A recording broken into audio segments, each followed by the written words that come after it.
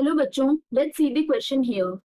Third period of the periodic table contains 8 and not 18 elements. Justify. तो इस question में हम स्टार्ट करते हैं सबसे पहले with key concept.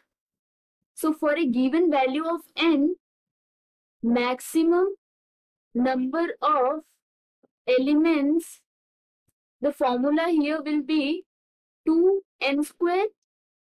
इस केस में हमें बोला गया है that period, it is third period, that means n is equal to 3.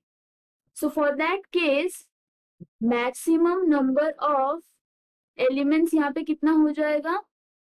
This will be equal to 2 multiplied by n is 3 whole square, that is ये हो जाएगा 18 elements. पर जैसा कि हम जानते हैं थर्ड पीरियड में बस 8 elements होते हैं, not 18.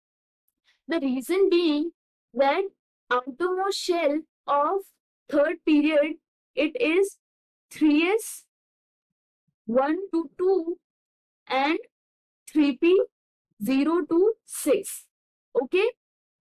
Because जो 3d orbital होता है, 3d orbital, उसकी एनर्जी हाई होती है as compared to that of 4s orbital.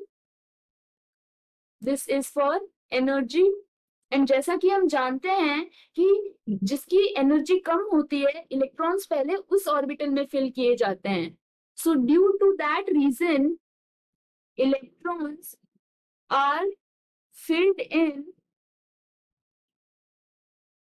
4s orbital first